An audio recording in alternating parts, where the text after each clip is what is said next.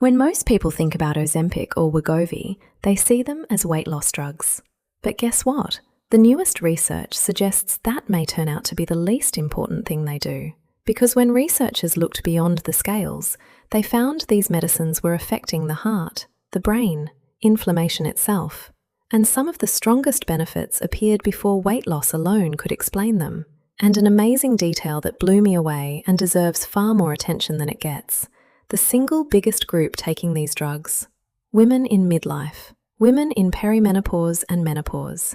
Yet they remain one of the least studied groups of all. So today, we separate what the evidence shows from what the headlines want you to believe. Welcome back to the Pause Point, or welcome if this is your first time here. This channel exists to give you the clear, evidence-based information most of us never got when we started our perimenopause or menopause journeys. No hype, no miracle claims, just the science. And this topic is one I think really needs to be unpacked because there is so much noise around it. So here's my promise for the next few minutes. I'll present you with the latest information on the research around these drugs and what they do for your weight and for your heart. But I'll also talk about where the evidence is thin and the real risks that matter, especially for women in midlife. This is not a video telling you to take these drugs, or not to. It's just presentation of the information that is available to help give you more clarity and perhaps even help inform the next conversation with your doctor. Let's start with something that surprised even the researchers. A large 2025 US survey by the Rand Corporation found the people most likely to be taking these drugs weren't who you'd assume. Women aged 50 to 64 had the highest use of any group. Around 1 in 5 reported current or past use. And women in their late 30s and 40s were more than twice as likely to be taking them as men the same age. In other words, perimenopausal and menopausal women are the beating heart of this entire phenomenon. And yet, almost none of the major research has been designed around us. The big trials weren't built to ask how these drugs interact with declining estrogen, with midlife muscle loss, or with hormone therapy. Once again, women are the biggest users of a treatment that was never properly studied in women. There's a biological reason so many of us reach for them now. As we covered in the belly fat video, when estrogen falls, fat shifts inward, insulin sensitivity drops, and the metabolic rules change. So a drug that targets insulin, appetite, and visceral fat can feel like it finally fits the problem. So what actually are they? GLP-1 is a hormone your own gut makes every time you eat. It does 3 quiet, useful things. 1. It tells your pancreas to release insulin. 2. It slows how fast your stomach empties. 3. It signals your brain that you're full. The medications, which are known as semaglutide, which is labelled Ozempic and Wegovy, and tirzepatide, which is labelled Mounjaro and Zepbound, mimic a hormone your own body already produces. But they just do it for much longer and much more powerfully. And on weight, the numbers are genuinely large. In a recent head-to-head trial called SURMOUNT-5, tirzepatide produced about 20% body weight loss over 72 weeks, compared to just under 14% for semaglutide.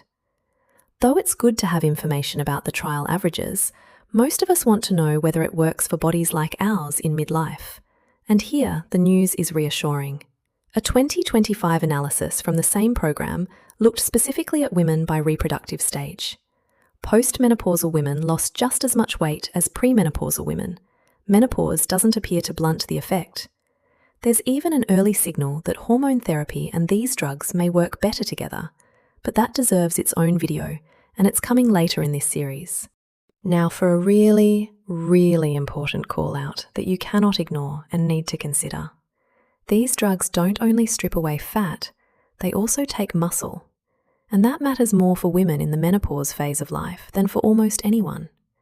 A 2026 review found that at the highest tirzepatide dose, people lost around 11% of their lean mass over 72 weeks.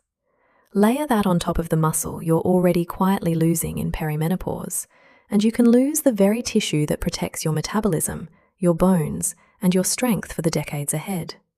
This isn't a reason to dismiss the drugs. It's the reason that, if you use them, protein and resistance training stop being optional. There's a whole video coming on exactly how to protect that muscle. It's that important. Here's where it stops being about the scale. A landmark study called SELECT followed more than 17,000 adults who were overweight or obese and had existing heart disease, but who did not have diabetes.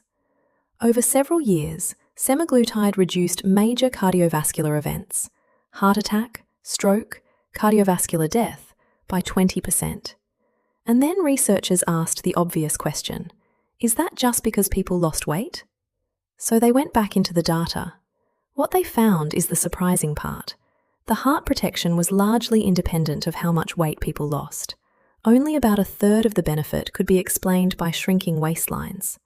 The rest seems to come from something else, the drug calming inflammation and improving the health of blood vessels directly. That pattern held up again in a real-world study of nearly 1 million patients, published in Nature Medicine. Both semaglutide and tirzepatide lowered the risk of heart attack, stroke, and death, and the benefit appeared early, before major weight loss could explain it. Why does this matter so much for you? One of the quiet truths of menopause is that your cardiovascular risk climbs as estrogen falls. Estrogen was helping protect your blood vessels, and that protection fades. So a treatment that guards the heart through a separate route is genuinely significant for women in exactly this window. So step back for a second. The most striking thing in everything we've just covered isn't the weight loss. It's that the heart protection didn't depend on the weight loss. And that raises a much bigger question, one that's reshaping how scientists think about these drugs entirely. If they're protecting the heart through some route other than weight, what else are they doing? Because the next place researchers looked was the brain, and what they found there is genuinely surprising. 2 major trials pointing in opposite directions, a real signal on dementia, and one finding about breast cancer that made headlines around the world. That's coming in part 2, and it's the more important half of this story. This might be the first time you've heard about this, and that is why this channel exists. I'd love to know if your doctor has mentioned the heart side of these GLP-1 drugs with you, or was it only about the weight? Please subscribe, and I'll see you in the next one.